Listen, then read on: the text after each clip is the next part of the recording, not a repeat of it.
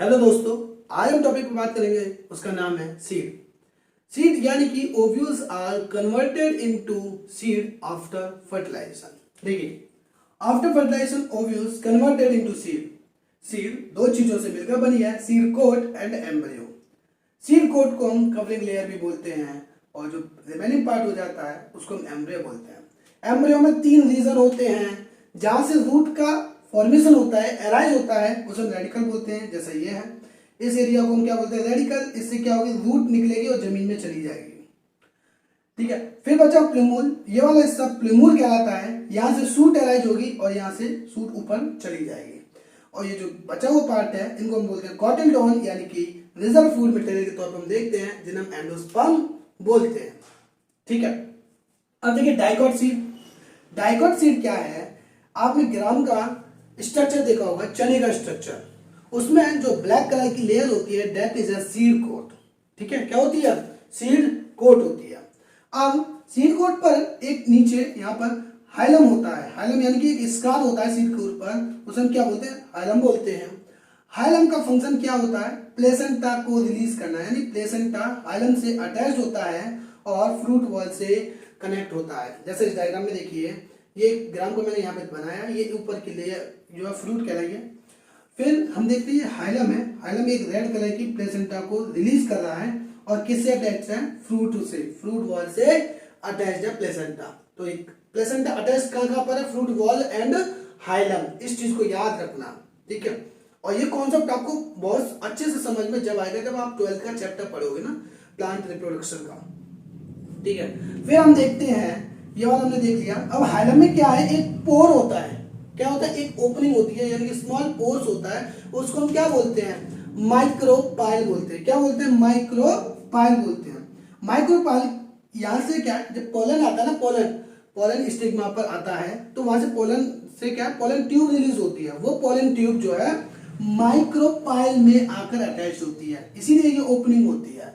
ठीक है, तो माइक्रोपाइल में क्या है, अटैच पोलन ट्यूब। इस चीज को याद रखना।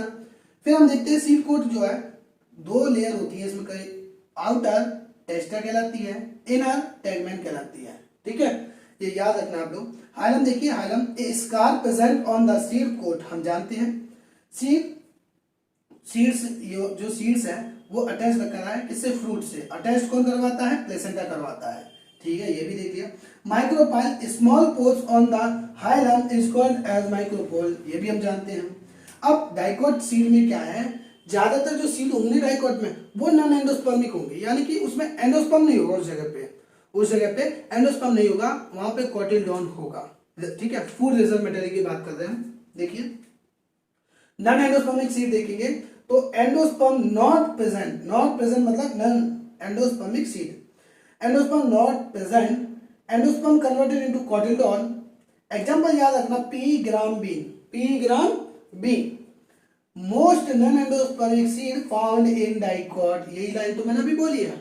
ठीक है, इस लाइन को याद रखना। और एंडोस्पर्मिक सीड कौन कराएंगे, फिर एंडोस्पर्मिक सीड होंगे जहां पे एंडोस्पर्म प्रेजेंट होगा फूड रिजर्व मटेरियल के फॉर्म में, लेकिन बहुत कम अमाउंट में पाए जाते हैं एंडोस्पर्मिक सीड, जैसे कि कैस्टर। ठीक है, कैस्टर आपको एग्जांपल याद रखना है, एंडोस्पर्मिक सीड है डाइकॉट में। ठीक है, ये पूछ सकता है, कैस्टर इंपॉर्टेंट है। अच्छा, मोनोकॉट सीड की देखें। अच्छा, डाइकॉट में जो होता है उसमें दो कॉटिलडॉन होते हैं, दो कॉटिलडॉन। मोनोकॉट में क्या होता है, एक ही कॉटिलडॉन पाया जाता है, जिसे हम स्कूटेलम बोलते हैं। क्या बोलते हैं, स्कूटेलम बोलते हैं। अच्छा, एंडोस्पर्मिक सीड कौन सी होगी, जहां पे present endosperm in seed of monoplant. ठीक है, यानी कि जहां पे एंडोस्पर्म मौजूद होगा जिस मोनोकॉट प्लांट में, उसको हम एंडोस्पर्मिक सीड कहेंगे। क्या बोलेंगे, एंडोस्पर्मिक सीड कहेंगे। अब endosperms are majority in monocot. सही है, मोनोकॉट में एंडोस्पर्म जो है ज्यादा मात्रा में पाए जाते हैं। एंडोस्पर्मिक सीड मोनोकॉट्स में ज्यादा अमाउंट में पाए जाते हैं। कुछ जो पार्ट है, some part of endosperms converted into scutellum. हम याद रखते हैं कि इसको एंडोस्पर्म का कुछ पार्ट जो है स्कूटेलम में कन्वर्ट हो जाता है, लेकिन क्यों, क्योंकि ये स्कूटेलम का फंक्शन क्या होता है, रिजर्व फूड मटेरियल, लेकिन ये बहुत कम अमाउंट में होता है, इसलिए हम इसको इग्नोर करते हैं। ठीक है, एग्जांपल्स क्या याद रखना है, मेज। क्या याद रखना है, मेज। इसका एग्जांपल्स याद रखना है एंडोस्पर्मिक सीड का। नॉन एंडोस्पर्मिक सीड यानी कि endosperms are absent in monocot seed. Example इसका याद रखना है ऑर्चिड, क्या याद रखना है ऑर्चिड, ठीक है। यहाँ पर ये आपको मेज का डायग्राम है, ठीक है, मेज का डायग्राम ये है, और मैंने जैसे इसको वर्टिकल सेक्शन से काट दूंगा तो मुझे कुछ ये डायग्राम ऐसे दिखेगा। मेज में अगर हम देखेंगे तो आउटर वाली जो लेयर होती है वो सीड कोट होती है, क्या होती है, सीड कोट होती है। यहाँ पे मैं लिख दे रहा हूं आउटर वाली सीड कोट, ठीक है। आउटर वाली जो लेयर है वो सीड कोट होती है, और जो अंदर वाली चीज होती है वो एंडोस्पर्म कहलाती है सीड, जो कि क्या है, रिजर्वफुल मटेरियल है, और एक अंदर बिल्कुल अंदर पाया जाता है एम्ब्रियो।